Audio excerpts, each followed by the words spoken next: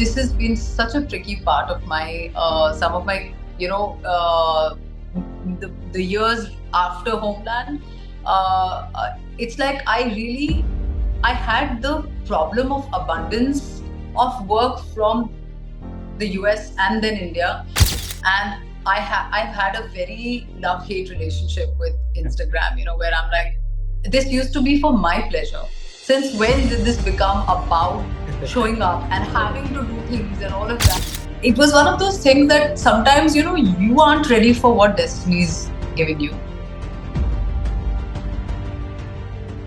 Nimrat, thank you so much for joining us today with Masala. Thank you so much. It's a real pleasure and it's a wonderful thing to finally be connected. Perfect. So, Nimrat, you will be gracing the November cover of Masala.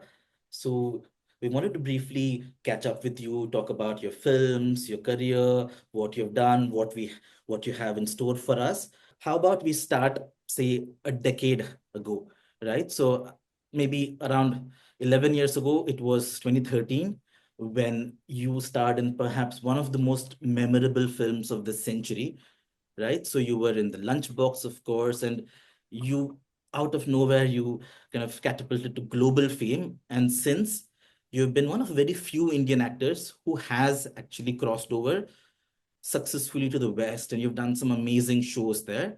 So now there are a couple of things I want to touch up here. So the first thing, of course, you've said this several times in the past, where right after Lunchbox, you perhaps got like 30, 40, 50 roles of the lonely housewife, which of course you rejected.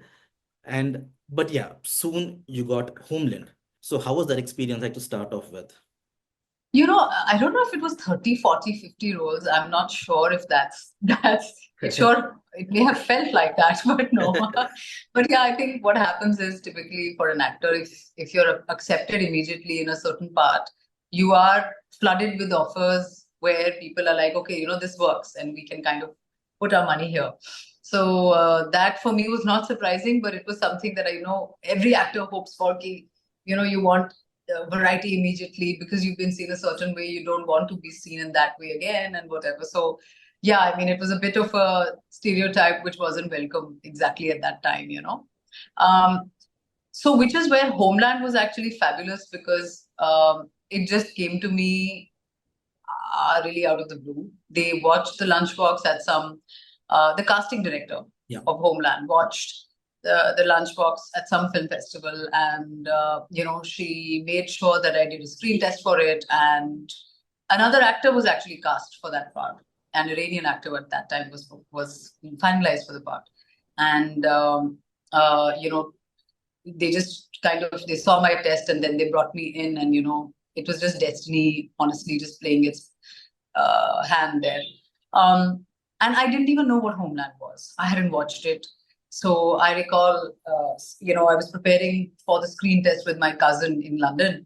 And, she was reading the scene and she was like, oh my God, why does this say Carrie Matheson? And, what is this? So I told her and she shrieked.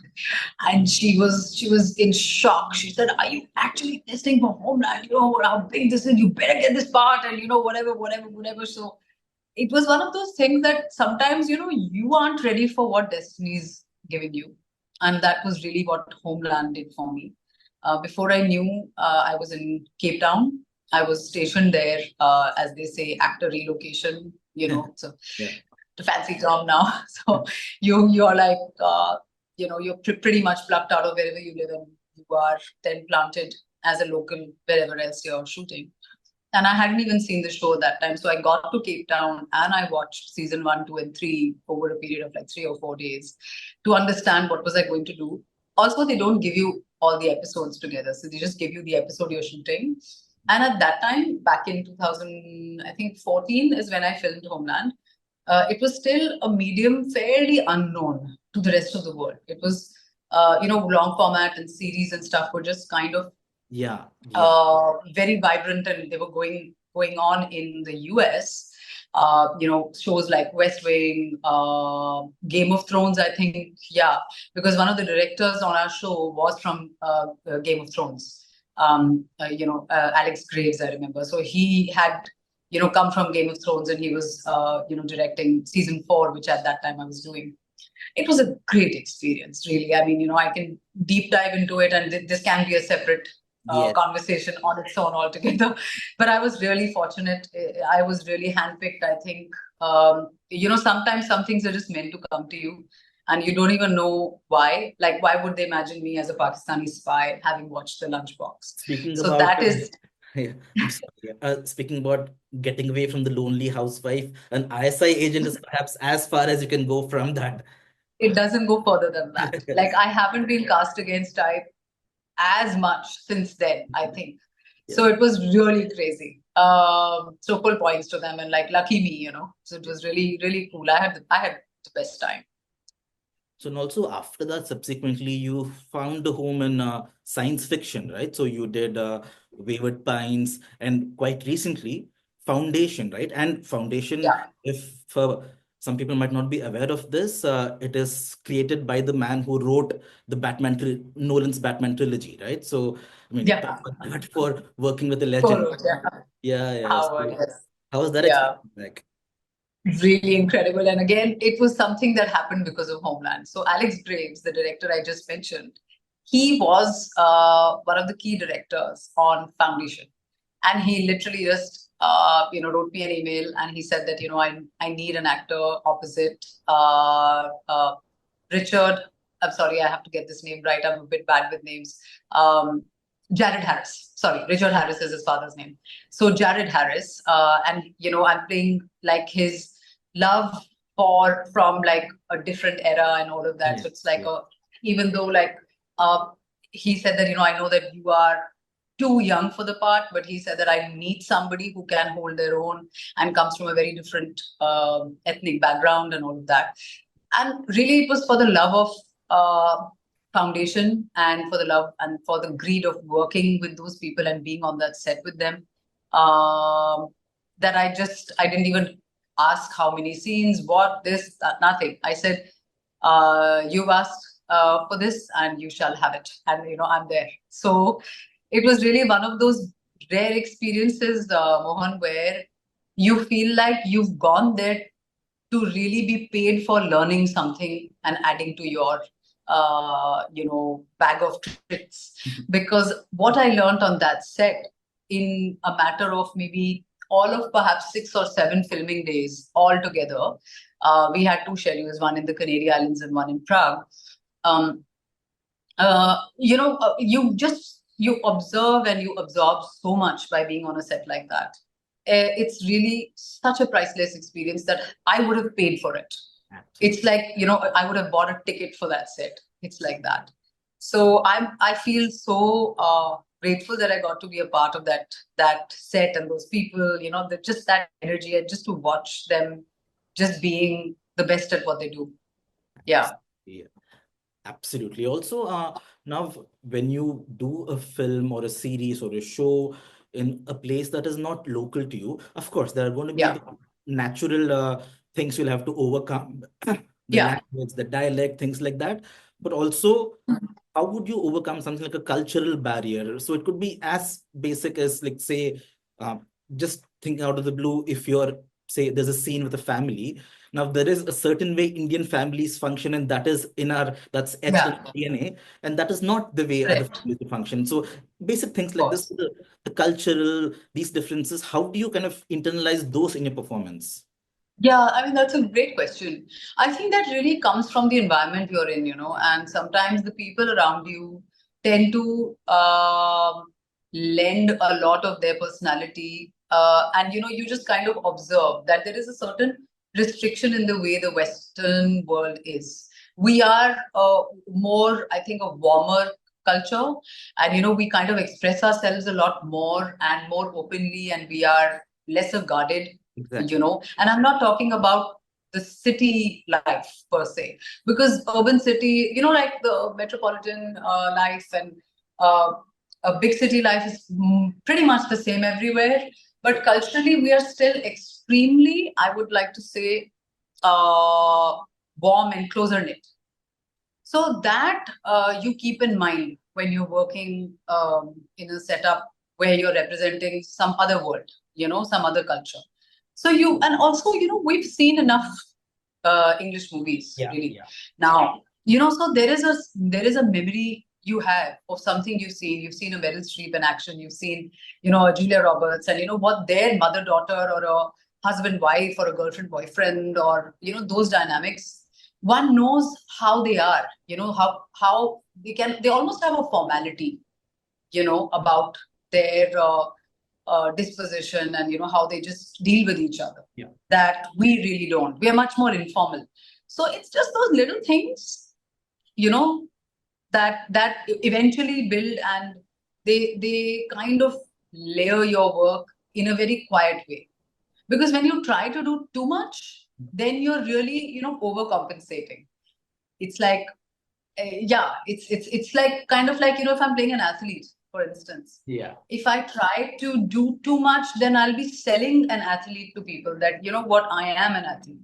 I have to believe it, and then you will, So also, is it fair to say, let's say if you were in Indian production, you would draw more from your lived experiences and the reality you have grown up and encountered, whereas there, while you also, I mean, human emotions are inherently the same, but you also draw more from their cinema as well as your experiences. Is that fair to say?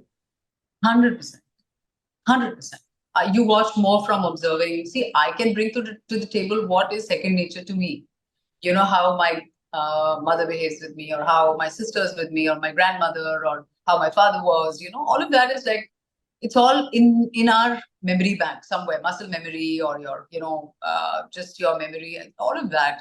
So when you have to put on a different show like that, where you're playing a different ethnicity or a different cultural background, then yeah, you kind of observe and try to inculcate that stuff. Yeah. Now, whenever a film does well in, say, in the festival circuit, or a film crosses over, or actors cross over as well, I mean, as audience members, we feel immense pride when we see these stories. But in your case, why have you not, I mean, why have you done such little work here back home? I mean, you've barely done a few films. Why have you not, I mean, what's Actually, giving us more? honestly, this has been such a tricky part of my, some of my, the years after Homeland. It's like I had the problem of abundance of work from the US and then India. And then what would happen is that I would go away, do something there, and by the time I'd come back, I wouldn't know what's happening. I was probably a bit queued out. And then, people forget that you're around. People assume you're living in LA. And, I used to hear all kinds of fictitious things that didn't exist. I've never lived in LA. So I was just really surprised about certain things that maybe I wasn't pushy enough even, like I'm not a personality that goes knocking on doors for work. Not because I have any ego or anything like that, but it's just it's not something that I ended up doing, and maybe I should have gone out and said that, hey, I'm here and I would love to work in such and such kind of a thing. And, so that you live and you learn, because then perceptions form, and array, wo to bahut juicy hai, and, all of that. And then how do you change perceptions, and that's a different kind of spiral then. But I feel like, in life, when you really just look at the bigger picture, everything's happening and not happening for a bigger reason, which is beyond what you think is right and wrong. I truly believe that.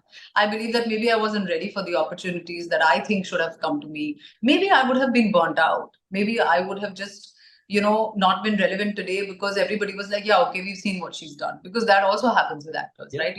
One gets bored of everything. And, maybe sometimes, you get saved by virtue of not being overexposed. Sometimes, that does happen because there is a mystery to what else can this person do, or how else do we see them, or where else do we see them. So I would rather be on this side now that, maybe this is something I've also told myself, that I'd rather be here than be somebody who are like, where people are like, we know what she does, or we know what to expect, or, it's okay. We don't care about what she's doing next. So for me, this is important. I really care about people wanting to know what I do next. Do they connect with what I'm playing or not? And I've done a whole bunch of work in the last, I want to say almost 2 years now, that is yet to release. Because as you know, the last year has been very slippery for the industry. A lot of mergers have happened. A lot of different, things have gone about in the business on behind the camera, which a lot of us have just been, waiting for in that sense, because a lot of our work is just stuck. It's all ready, and it's all ready for release, and everything's just there. So there is a whole bunch of stuff that I've worked on, which I can't even talk about Give us at a this point officially. little scoop, something we can Hey, look yaar, what scoop shall I give you? I wish I could, because I don't think I have been given the green light yet, because there is no formal date coming from literally Hmm. 4 of the projects that I have worked in. And After Lunchbox, it was a film that didn't only do well in the US, right? It had a yeah. huge global audience. So I'm sure you would have received more offers from, say, Europe or other parts as well. So was that something you were considering at any point where to? No, not really. I actually didn't get any offers from anywhere else in the world.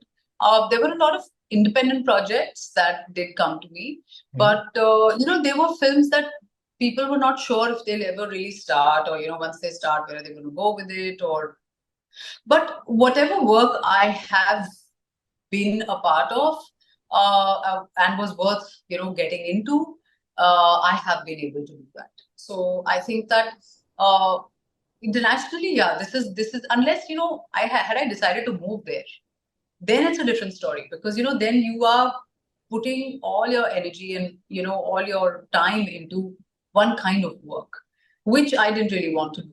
I'm very attached to my roots and my country, and I really, really cannot imagine living anywhere else. So I, in fact, want to station myself in India always, and then be able to travel out and work abroad. But I think post COVID, the trend has been that there has been much more work for me in India, and I haven't been able to really travel out for work since COVID. But it's like something comes up, and then I'm like, I have been busy here, because I've been busy working back to back. So it's like at this point I'm more here, and if I speak to my people in the US, they're like, you've been missing for a while, and I said, oh my God, where have I heard this before? Are you being choosy? And I said, oh my God. It's just it's the opposite for some time now. So Also, I mean, even though the Lunchbox is only 11 years ago, it almost feels like a completely different era, right? Because you're right. also it's Yeah, one thing, the work itself, but also what's surrounding the work has changed so much now, especially post. damn right. Now, I mean, Instagram is also work right now, right? It's a part of your work as well. And Oh that's my God. an avenue where we've seen a lot of you recently, and that's an avenue where you've actually kind of almost a new side of Nimrat Kaur has kind of come out in the open. So can you just talk to us about adapting to this changing landscape and social media, reels, your singing, your that has really taken off. Yeah.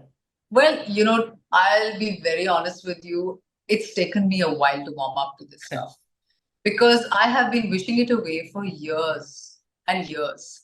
And I've had a very love-hate relationship with Instagram, where I'm like, this used to be for my pleasure.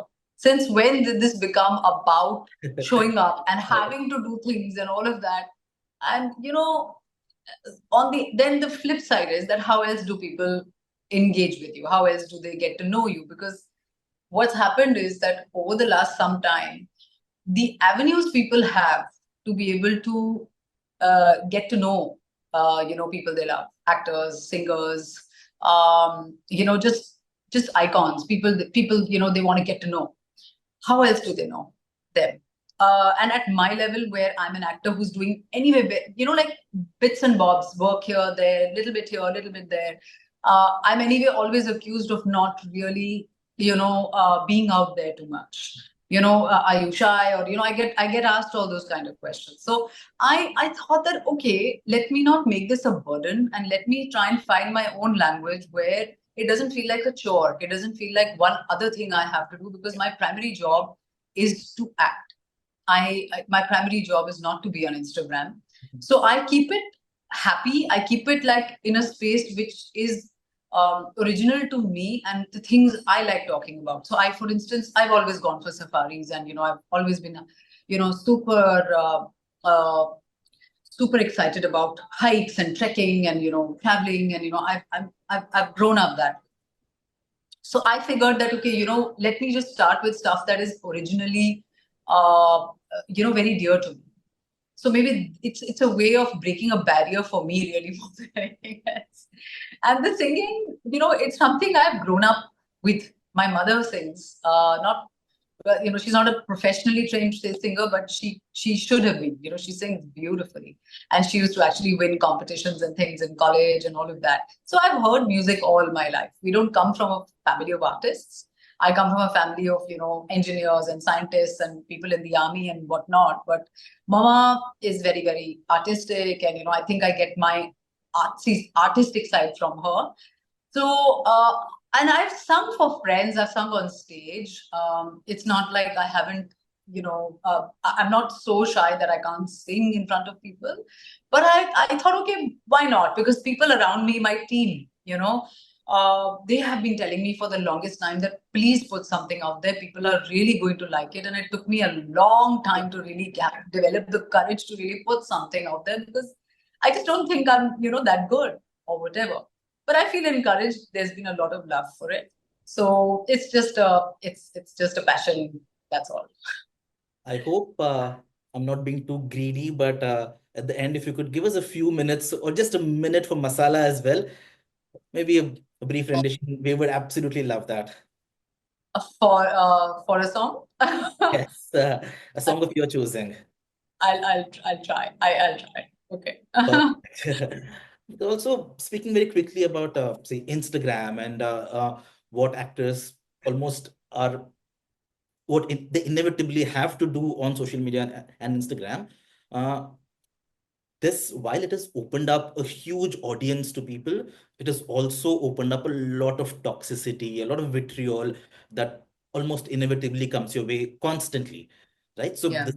in the past, let's say in 2010, maybe if a film came out, perhaps an actor would have been criticized for their performance. That would happen at the time of the release, and that would be it, right? But now that is not all the criticism actors get. It could be anything from body shaming to speculation. So how have you, for someone who's kind of not who took to this a little later, how have you found a way to deal with this aspect of social media? I think the best way is to not deal with it, because there is a real world out there where we have real challenges.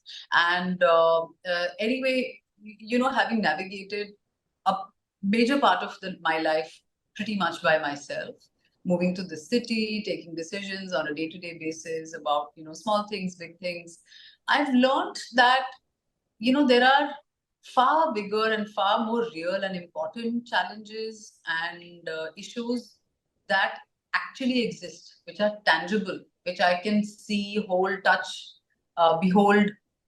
Those are challenges. Things that I can't see, I am not aware of, or things that just exist somewhere in oblivion. What does that even mean? You know what I'm saying? So I've always held that opinion, whether it's any kind of criticism that comes my way, even for my work, or I just don't engage with any of the stuff that I cannot tangibly sort of see and hold. If I have a conversation with somebody, like for instance, if you tell me something right now, I can see you, I can hear you, I know you exist. Unless this is AI and you're about to rob me of a lot of money, I don't know. But that's all. That's a threat. You see, that's a problem. Where tomorrow I'll be bankrupt or something, and I'll realize that through this interview, all my money is gone. So those are fears. You know?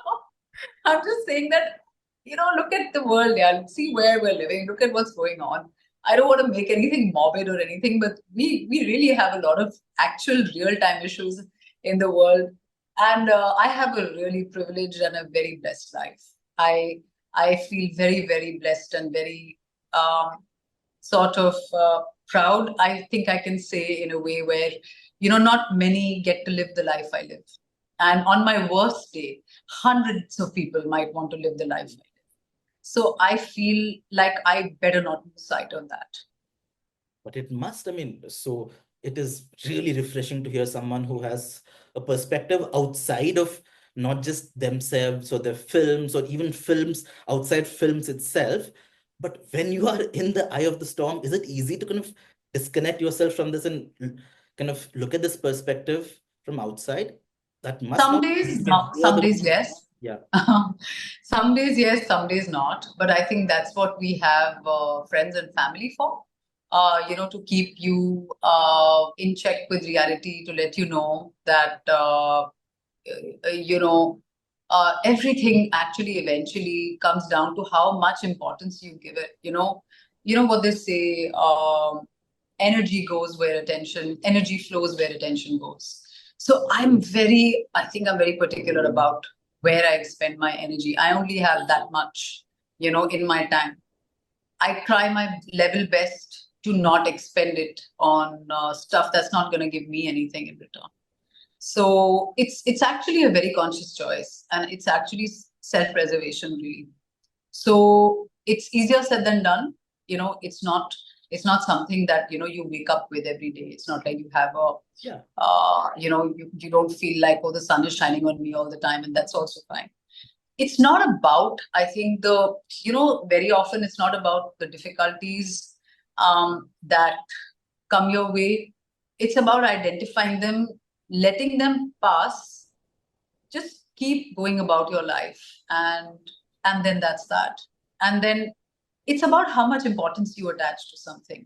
And you know what, like 85% of the times, things we worry about or what we fear doesn't even happen. It's a fact. This is something I've read over and over. Perfect. So, Nimrat, here's hoping we get to see a lot more of you. Both, of course, want to see more of you on social media, more of you internationally, but most importantly, more of you in our films and our shows. Here's more of that. But yes, before we go, Nimrat, a very brief Masala exclusive rendition for us, please. Oh, yeah. Okay. So I'll sing a song for you, Masala, especially and exclusively for you guys. Yeah, perfect. So I'm going to sing a song especially for Masala magazine. And here you go, and you'll know exactly why I'm singing this. All right? Are you ready? Absolutely. All right. So, मेरा दिल भी कितना पागल है, ये प्यार तो तुमसे करता है. मेरा दिल भी कितना पागल है, ये प्यार तो तुमसे करता है. पर सामने जब तुम आते हो, कुछ भी कहने से डरता है. ओ मेरे साजन, ओ मेरे साजन, साजन साजन, मेरे साजन. Nimrat, that was an absolute pleasure, and thank you so much for that. I hope you got the lunchbox reference. Yes, Sajan, of course. Sajan Fernandez. So much for loving the movie and stuff. You better put this now. You didn't catch it. That's your bad. I didn't want to interrupt you, Nimrat. I got that. I didn't want to interrupt you. What a lie. What a lie. Nice, Sajan. How can we not spot Sajan, a Sajan reference? Yeah. Yeah. Thank you so much. It was a great chat. Thank you. Take care. Bye. Bye-bye. Thank you. Bye.